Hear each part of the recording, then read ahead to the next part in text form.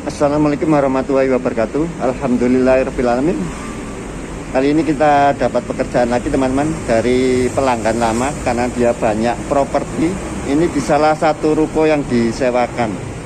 Katanya pompanya mati. Wah, ini tutupnya cukup berat, ini harus pakai pengungkit. Jangan pakai okol karena saya sendirian ini. Inilah nasib sebuah pompa air. Sebagian besar seperti inilah nasib mereka. Dikucilkan, disembunyikan, ditaruh di tempat yang sulit diakses. Malah ini ditumpukin sampah, penuh sampah. Seperti tidak ada harganya. Sesuatu itu akan terasa manfaatnya ya ketika tidak bekerja memberikan manfaat. Kalau masih berjalan memberikan manfaat, lupa akan jasanya. Tapi setelah mati atau tidak berfungsi, baru teringat bahwa pentingnya jasa dari alat ini. Ini saya bersihkan kotoran-kotoran di sampingnya, bahkan tutupnya, bungkusnya, pressure switch yang baru pun masih ditaruh di dalam. Ternyata pompa ini mengisi toren. Infonya mengisap PDAM, bukan, ternyata ya mengisap sumur. Seperti ini teman-teman biasanya. Lubang sumur itu kok gak diamankan gitu loh, jadi terbuka kan, kotoran bisa masuk, ada hewan, itu paling bahaya hewan ya, jadi bau. Ditutup lah, kasih karung plastik atau kalau saya malah semen itu. Kalau seperti ini karena sudah ada tutup atasnya ya cukup dikasih karung plastik. Intinya ada pengaman gitu loh, di suatu lubang itu jangan terbuka. Ini teman-teman adalah alat sederhana, ini sederhana sekali, karung plastik ini aja sudah cukup lah kalau untuk pengaman lubang. Tetapi hal-hal sepele ini sangat jarang dilakukan orang. Itu kan kotoran tanah masuk semua, sumurnya jadi cepet dangkal gitu man. Tapi yang fatal kalau kemasukan hewan teman-teman, udah baunya itu lama menghilangkan di sumur bor. Ini problemnya tadi luber katanya. Ini mengisi toren memakai pelampung, ternyata tidak memakai radar. Jadi ini berarti memakai otomatis pressure switch. Dan itu bocor-bocor juga semua. Dan ini juga kenapa ini teman-teman, tinggal mengganti otomatisnya di tempat yang lama. Ini malah ditambah di luar. Jadi jangan banyak sambungan, minimalkan lah banyaknya sambungan teman-teman. Karena ya potensinya banyak sambungan, banyak kebocoran. Harusnya ini tinggal melepas, dipindah ke sana. Nah ini malah tidak bisa karena ini jelas otomatis yang baru ini ukurannya 1/4 biasanya. Sementara yang bawaan 3/8. Saya tunggu dulu, ini pelanggannya masih mengepel, katanya banjir semua yang di atas. Saya cek juga pelampungnya. Tapi yang jelas ini banyak bocor ya, pasti hidup mati. Terus tabungnya pastinya sudah Shimizu lama 130, sudah tidak terisi udara, cetek-cetek pastinya. Biasanya saya memakai Panasonic 126 atau 130 bila mengandalkan pressure switch, karena tabungnya juga bagus, pressure switchnya juga cukup bagus. Mudah-mudahan membrannya ini masih belum bocor, nanti saya pompa aja.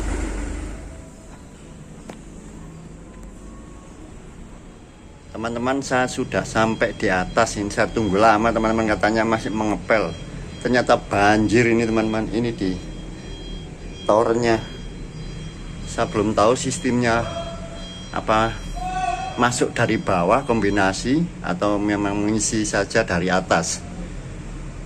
Katanya Pak, waduh otomatis ini bikin susah. Ya Mas, jawabannya gampang, otomatis itu bikinan manusia Mas. Yang bikinan Tuhan aja bisa mati.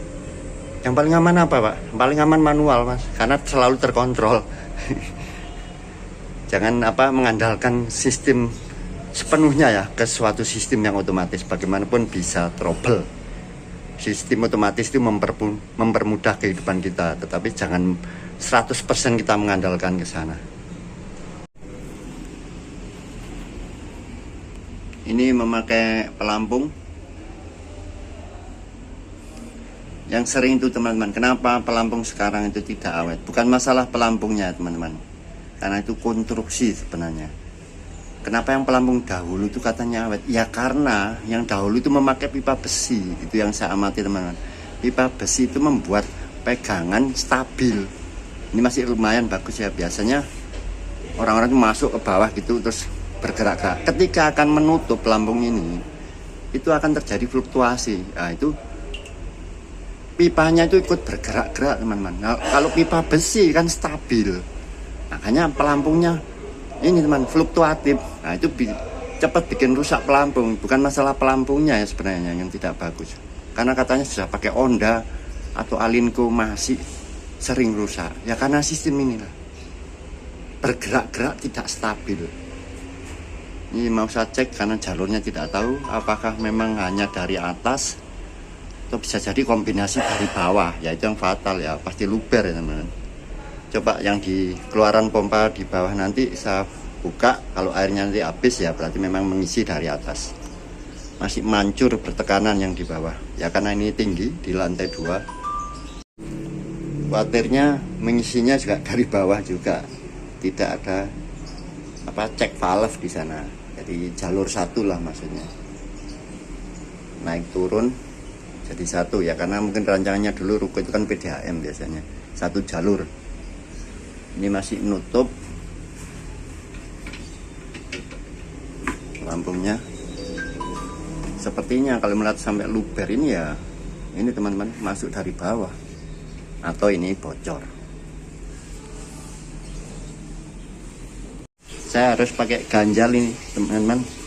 Sayang sepatu pesta saya yang mahal ini basah ini. Ini kalau mau merubah ada cek valve di sini bisa. Ini nanti dibuat belok lagi ke sini. Atau digeser juga ini torennya, karena space-nya masih banyak. Kayaknya lebih mudah menggeser ini aja teman-teman, biar itu ada space juga sebelah sini. Ini sudah saya buka pancingan tetapi masih mengalir dan bertekanan. Kalau hanya pipa naik saja ke atas ke arah pelampung pasti tidak lama sudah habis. Berarti ini jalur jadi satu, mengisi dan keluaran jadi satu. Cuman saya di sana tidak tahu pasti apa itu ngambil dari instalasi atau memang tergabung ya, jadi masalah. Yang paling aman ya dipasang radar. Nanti saya takutnya saya pasang cek valve di keluaran, ternyata memang jalurnya ya salah gitu teman-teman. Secara teori kita hanya masang cek valve saja nanti di atas, cek valve di keluaran. Jadi waktu mengisi itu lewat atas, waktu pemakaian lewat bawah. Nah, sekarang ini tembus ini, berarti ini air dari keluaran karena bertekanan. Dan nggak habis-habis dari tadi. Dan di sana nggak ada stop kran. Itu problem juga teman-teman. Sudah tertulis di pengumuman mau diganti otomatis berapa kali. Kalau jalurnya jadi satu ya tidak selesai masalahnya. Saya nyalakan dulu pompanya. Oke, sudah menyala. Pelampung insya Allah bagus. Ya ini enggak boleh yang ngetes seperti ini teman-teman. Ini kan bantuan tangan saya. Nanti kalau di aktualnya bisa berbeda. Tes gini, oh ya rapat. Iya bisa nanti kalau pada aku air. Karena air kan pelan-pelan ya teman-teman. Ini tangan saya langsung aja. Kasusnya bisa beda. Nanti ada problem lagi. Itu di bawah nanti terlihat gelembung-gelembung. Kalau ini saya tutup. Atau level air ini naik ya berarti memang dari bawah. Saya tandai aja itu tepinya permukaan air. Oh ya, itu sudah kelihatan itu berpusar-pusar airnya. Jadi ini memang satu jalur ini. Ya itu terlihat airnya semakin naik. Sudah saya tandai. Itu berputar terus. Ya berarti itu ngisi dari bawah. Sampai kapanpun mau ganti otomatis berapa kali ya tetap banjir nih. Itu sudah beberapa kali ganti otomatis atau pressure switch katanya teman-teman, kata yang penyewa ruko ini. Kasihan deh lu. Itu tambah naik. Oke, saya pelajari dulu, saya berikan alternatif solusi untuk pelanggannya mau pakai pelampung atau memakai radar, dua-duanya pilihan. Tapi kalau yang memakai pelampung, saya pastikan harus pompanya punya pressure tank yang cukup baik, berisi cukup udara. Nanti kalau jebol, cetak-cetek gitu. Memakai radar juga punya kelemahan sendiri-sendiri, kelebihan dan kelemahan. Oke, itu saja teman-teman. Kalau solusinya nanti ada video sendiri untuk solusi pekerjaannya. Tapi ini yang namanya menganalisa problem teman-teman, menganalisa, mendiagnosa permasalahan memakai logika. Semoga bermanfaat. Assalamualaikum warahmatullahi wabarakatuh.